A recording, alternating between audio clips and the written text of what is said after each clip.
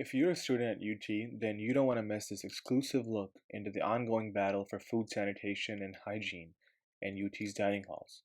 In 2022, several unsanitary procedures and health code violations were observed in the dining halls. Many students expressed falling sick due to these conditions and even demanded their money back for their meal plans. The university has then stated that action is being taken, but at the same time, these conditions persisted. Students began speaking up and the Rockets took action with over 600 signed petitions. But what does this mean for the health and wellness of those on campus? I spoke with Dr. Sally Harmich, a professor in human nutrition and parasitology here at UT, to get an inside look on the situation. How can students balance the desire for convenience and the importance of eating healthy and homemade meals? That's a tough one. So this is difficult because, of course, you all have really busy schedules. You're stressed, and the last thing you want to do when you get home from a busy day is cook a meal. So what I would recommend is either take advantage of the dining plan on campus so that you have the convenience of being able to hopefully find some healthier foods and choose the dining hall over the fast food options. And also at home, keep on hand things that are healthier but are easy to grab and prepare. Try to include fruits and vegetables whenever possible. If getting fresh fruits and vegetables is too expensive, opt for frozen options that you can heat up and then just always have them on hand. If you have a bowl of pasta, throw in some vegetables. If you have some yogurt or cereal, have a piece of fruit with it if you have it available. So why is it important to consider the cleanliness of the food and food preparation techniques in the dining hall?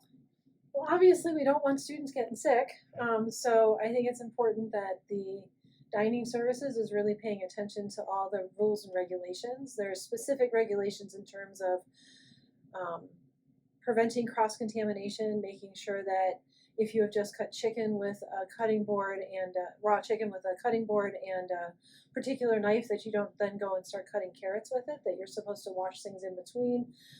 It prevents the potential for contamination with some of the common bacteria that cause foodborne illnesses that are most common, and also making sure that you don't have potential rat and cockroach infestations because they can leave things behind that can also make us sick. Salmonella is really common, bacterium that is found on chicken and chicken juices and can grow and cause illness in people who eat it or ingest it. So if you don't cook chicken properly, or if you cross-contaminate and cut your fresh vegetables with your chicken knife, there's a possibility of getting it.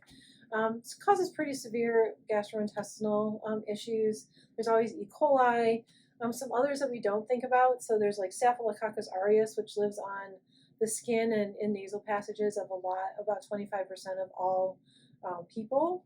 Simple hand washing prevents that from getting onto food, and it's somewhat common because when it sits there and food is left out for long periods of time and exposed, bacteria grow, they produce toxins that then lead to digestive disorders. What measures do you think the dining hall could take to improve food hygiene and reduce this risk? Well, obviously proper training, making sure that you have managers that are constantly watching the employees to make sure they are following the rules, that they're washing their hands, that they are taking temperatures or measuring the temperatures of foods at various points during the preparation process, that if something's out on ice, they're making sure that those stay as cool as they're supposed to. If things are not supposed to be left uncovered, they cover them or put them in a sealed container. Washing tools before and preventing cross-contamination. Clearly, the current reality of UT's dining halls is less than ideal. Officials should be made aware of health consequences that can affect students because food safety is a right, not a privilege.